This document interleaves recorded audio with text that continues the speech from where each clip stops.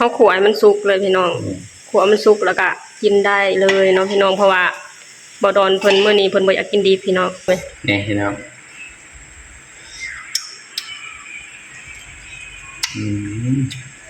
แซ่บบ่แซ่บ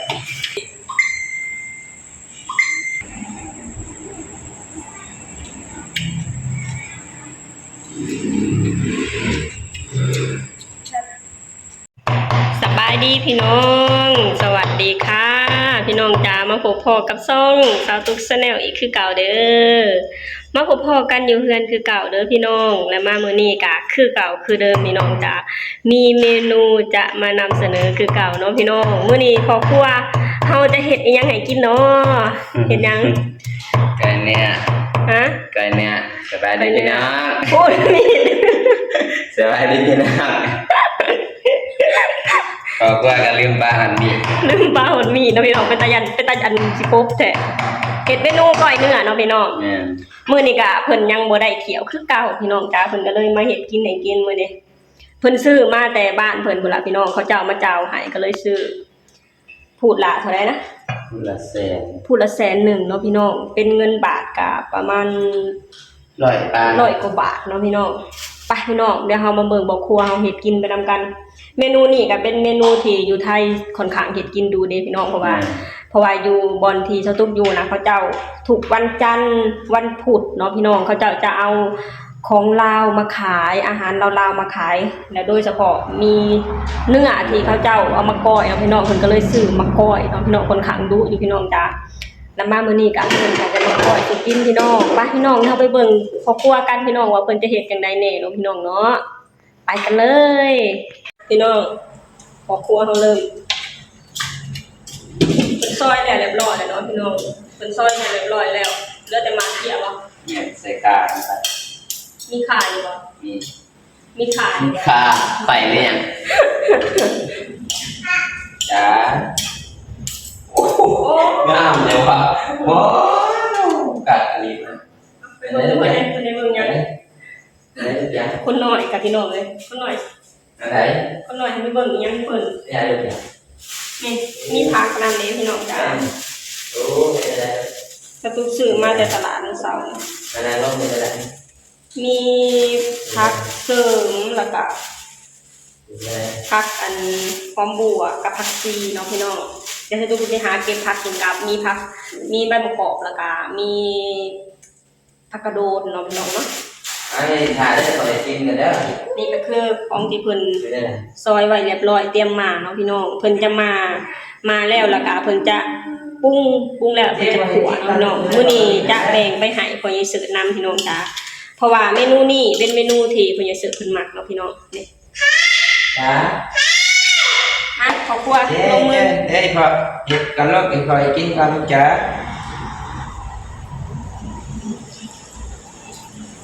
อันนี้ก็คือน้ำเพียพี่น้องน้ำเพียที่เปิ่นปนบีมาแล้วเรียบร้อยนะหม่องครัวหอมครับ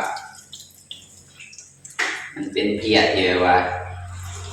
สดๆพี่น้องจ๋าเอาข่าใส่แล้วก็เอาเพียลงมาเพื่อให้ชิ้นมันหั่น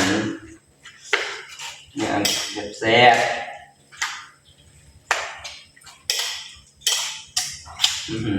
หอมใหม่เลยนี่พี่น้องอาจจะมาไว้ก่อนเนาะปะไว้ก่อน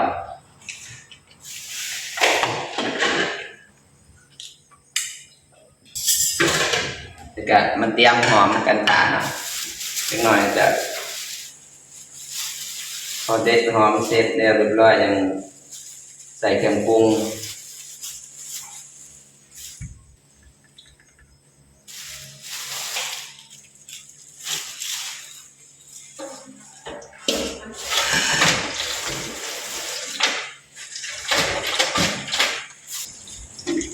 นี่พี่น้องเก็บผักกระโดนมาผักกระโดนข้างบ้านนี่พี่น้องเลยที่ใบมะกอกมีเอามาแบบมีใบมะกอกนี่ครับนี่ล้างบ้านไม่ใช่บักถิ่นแต่โดนหรอกเอ้าไม่ที่บักถิ่นบักถิ่นแล้วสิครับนี่หน้าบ้านเลยที่ผมไปล้าง ทางบ้านมันไม่ประกอบ มันแก่ไปแล้ว เดี๋ยวเรา นี่พี่น้องผักกระโดนของเรายังมีหนึ่งคนเขาใช่ไหมเห็นได้ยังไงบ้างเขามากับหมาพี่น้องเลย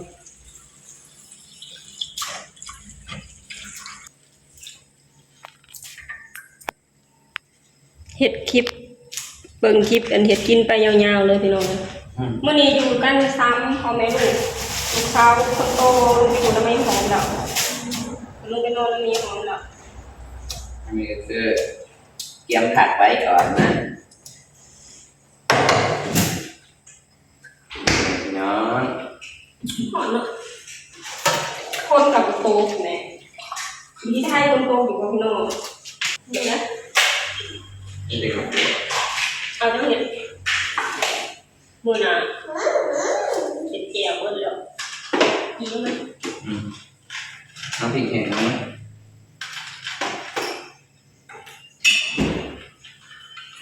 อันบะเอาเฮงเลยดูแลได้คนสุดเนี่ย จ๋า คนน้อยซอยนำ ต้องมีคอนะลูกจ๋า คนน้อยคนใจบอกอันนี้ละ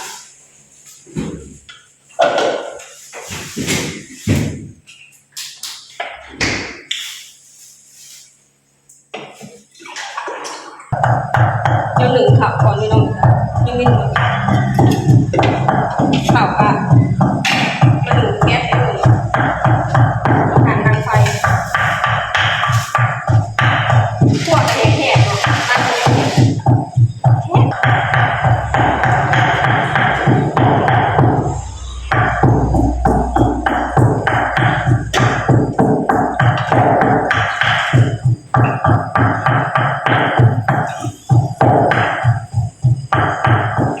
พักกาช่วงนี้มีแต่สื่ออย่างเดียวเลยพี่น้องบริบูรณ์พักเลยส่วนทุกบ่ได้มาทุกเคยเป็นทุกวันพักให้ฟองไป มันอันนี้บ่ออกเลยพี่น้องเลยเขาเรียกว่าช่วงหน้านี่นะมันจะปลูกพักยากพี่น้องมันก็เลยปลูกเลยซื้อกิน ใช่เลย ใส่ดูได้อ่ะปรุงกลัวปรุง ลดลงไปน้อง ใส่เป็นนัวลงไปพี่น้องจ้าใส่เป็นนัวใส่กระเดกไปใส่เกลือบ่ ทุกส่วน เกลือใส่บ่ เพื่อจะใส่แต่เพื่อจะใส่นิดหนึ่งใส่เป็นน้ำปลาใส่แทนเพื่อจะใส่นิดหนึ่งว่าที่น้ำปลาใส่แทนพี่น้องใส่ดิบป่นแล้วก็ข้าวคั่วเป็นนัวแล้วก็มันพริกอะไรลงไปเลยพี่น้องมาเป็ดจะใส่เป็ดมาบุเป็ดจะบุใส่ลายนะแต่ก้อยนี่อาจจะต้องเป็ดมาเป็นสีแดงจะบุใส่เกลือลายเราจะใส่น้ำปลาแทนเกลือหลังจากใส่โขลกหมดแล้วก็ตะลุนเลยพี่น้องคนเลให้มันเข้ากันใส่หอมลงไปนี่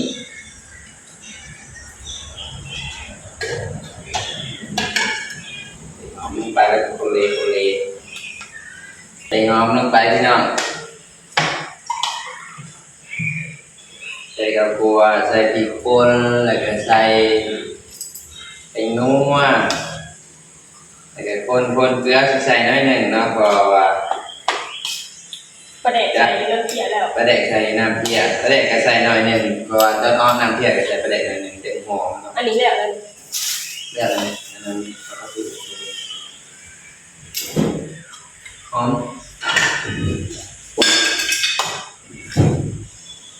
ข้าวคั่วกับพริกป่นนี่ต้องตำเองเด้อมันจะแซ่บกว่าเนี่ยกลายเป็นว่าชื่อเพิ่นมันจะเป็นเอาไปปั่นเครื่องสิบ่หอมที่เราตำเองแบบใส่เครื่องปั่นนี่มื้อนี้ครับจะบ่กินดิบเนาะ ว่าไม่ค่อยอยากเท่าไหร่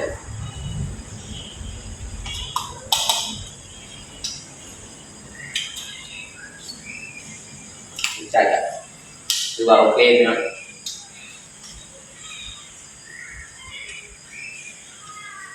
แต่บ้านมันเนี่ยขั่วพริกหน่อยโคตรนะมันก็เลยแบบเกิดจากอะไร ตัดผิดเนาะ ถ้าพริกแดงแล้วนะมันถ้าใส่ลายก็ยังพอใหญ่เสียจริงได้ ในส่วนตรงนี้เราก็ก่อนที่จะใส่ผักเลย มันไม่เป็นเลยแต่ทำไมเรียบร้อยพี่น้อง เดี๋ยวแล้วมาดูหน้าตา หน้าตาเนี่ยจะประ ใน มาณนี้ นี้พี่น้องตาเสร็จแล้ว เสร็จแล้วเด้อพี่น้อง แล้วแต่ขั่ว ก้อยเนื้อเด้อพี่น้องจ้าเป็นเมนูที่อร่อยเด้อพี่น้องสตูกระหมัก มาเพีย มาเพีย ก่อน ก้อยเนื้อมาเพียเนาะพี่น้องเนาะนี่อร่อยเด้อพี่น้อง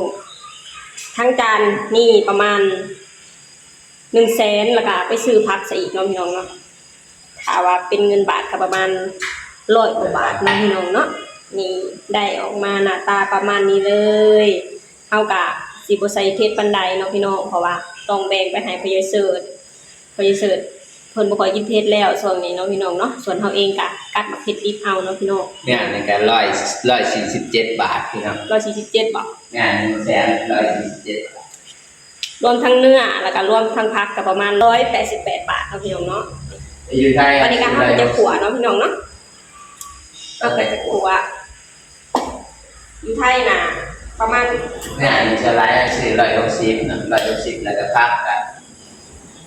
ประมาณ ปั้นๆกัน ปั้นกันนั่นแหละ บ่ห่างกันหลายปานใดเนาะพี่น้องนี่วันนี้ก็จะขัวแล้วก็บ่ดอนเพิ่นจะไปส่งให้พ่อเฒ่าเพิ่นเนาะพี่น้องนั่นก็คือเพิ่นสิเสิร์ฟเนาะพี่น้องนะตอนนี้1ข้าวก่อนพี่น้องจ้าข้าวยังบ่สุกเลยข้าวสุกแล้วแล้วก็เพิ่นจะมาขัวเนื้อแล้วก็เอาไปให้พ่อใหญ่เสิร์ฟเนาะพี่น้องเพิ่นเอาไปให้พ่อใหญ่เสิร์ฟแล้วแล้วก็จะมากินข้าวเนาะนี่เอาไปทาข้าวสุกก่อนเพิ่นจะมาปล่อยมาขัวเนื้อพี่น้องมาพี่น้องจ้าเฮาก็จะมาสวยข้าวกันเนาะพี่น้องจะมาสวยข้าวกันเดี๋ยวจะตูปรับกล้องก่อนนี่สวยข้าวแล้วแล้วก็ขัวซี่เนาะพี่น้อง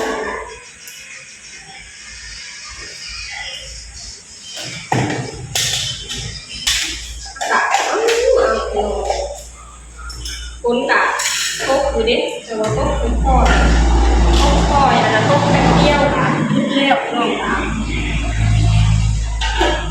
คุณโต๊ะแบบผสมกับความหวานเลย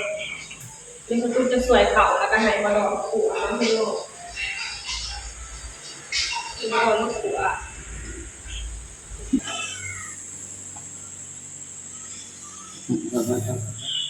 พี่น้องเอามาขัวกัน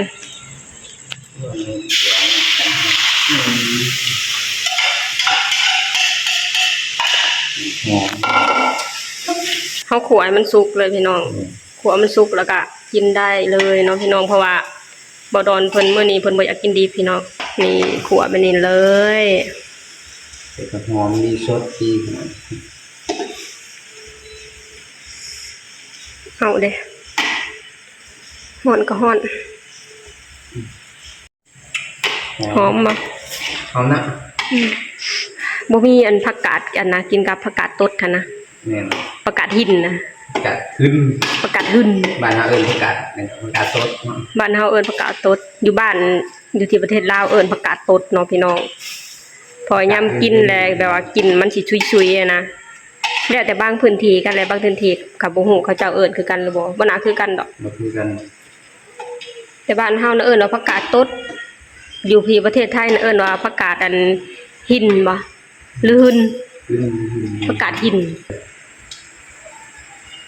มาโซ่พี่แหน่ซิมอยู่ผู้เดียวแม่ เนี่ยเห็นไหม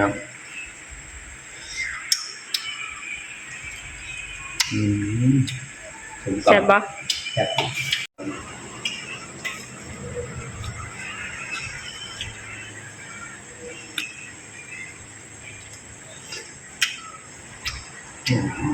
สุดยอด สุดยอด กินเองแซ่บเองบ่เฮ็ดเองแซ่บเองเหรอ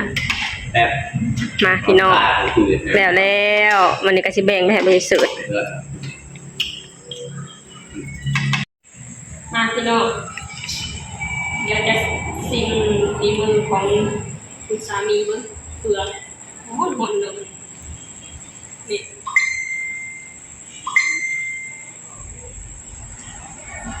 ห่อนๆเขาต้องไปกิน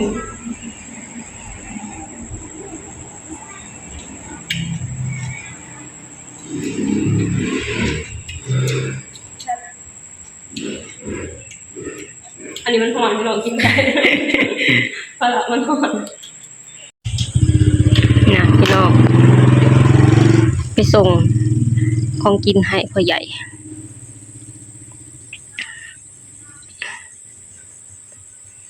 เพิ่นว่าเฮ็ดหลายว่าซั่น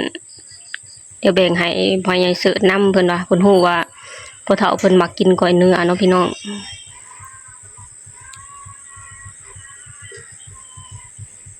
เบิ่งบรรยากาศก็ดีดีพี่น้องเอ้ยเบิ่งบรรยากาศน่ะเอาพี่น้องแต่ว่าไอ้ข้างๆบ้านนะบรรยากาศดีพี่น้องเอ้ยแบบว่า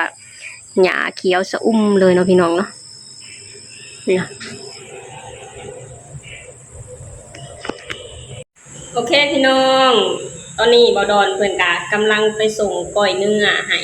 พ่อเฒ่าเพิ่นเนาะพี่น้องเนาะเพิ่นมาก็จะพากันกินข้าวกินน้ำเนาะพี่น้องเนาะและมามื้อนี้พี่น้องตาทุกเองกับพาพ่อแม่พี่น้องมาส่งคลิปเกี่ยวกับการทำอาหารแบบลาวๆเนาะพี่น้องนั่นก็คือก้อยเนื้อเนาะพี่น้องเนาะแบบว่าเป็นเมนูที่กินยามใดก็บ่เบื่อเนาะพี่น้องแต่ว่าเป็นเมนูที่โดนๆกินเทื่อหนึ่งเนาะพี่น้องเพราะว่ากินแต่ละครั้งค่อนข้างหมดเงินหลายอยู่เนาะพี่น้องแต่ว่าปกติน่ะชาวตุ๊กบ่ค่อยซื้อมากินดอกพี่น้องก้อยเนื้อแบบบ่ได้ค่อยซื้อเนื้อมากินเนาะพี่น้องส่วนมากนะคือทางผู้ใหญ่เสิร์ชเพิ่นจะเอามาเนาะพี่น้องแล้วก็เฮ็ดกินกันเนาะพี่น้องเนาะเพราะว่าผู้ใหญ่เสิร์ชเพิ่นก็เป็นคนที่แบบมักกินนะพี่น้องชาวตุ๊กเองน่ะบ่ค่อยซื้อดอกพี่น้องจ้าแต่ว่ามามื้อนี้ว่านี่ก็บังเอิญที่มีคนมาเจ้าขายให้ทางบ้านเพิ่นก็เลยซื้อมากินเนาะพี่น้องเนาะนี่แหละพี่น้องมื้อนี้ชาวตุ๊กเองกับพาพ่อแม่พี่น้องมาชมคลิปเฮ็ดอาหารแบบลาวๆให้พ่อแม่พี่น้องได้เบิ่งได้ชมเนาะพี่น้องทั้งไทยและลาวก็เฮาก็กินอีหยังที่คล้ายๆคือกันเนาะพี่น้องเพราะว่าอยู่ที่ประเทศไทยสตุกะค่อนข้างเอามากินบ่อยเลยเนาะพี่น้องเนาะอันนี้ก็คือเมนูอาหารลาวๆอีกเมนูหนึ่งที่ประเทศลาวก็มีประเทศไทยก็มีเนาะพี่น้องเนาะโอเคพี่น้องสำหรับคลิปนี้สตุกเองก็จะขอจบลงเท่านี้ก่อนเด้อฝากให้พี่น้องช่วยกดไลค์กดแชร์กดติดตามช่องสาวตุ๊ก Channel หน่อยเด้อสบายดีสวัสดีค่ะ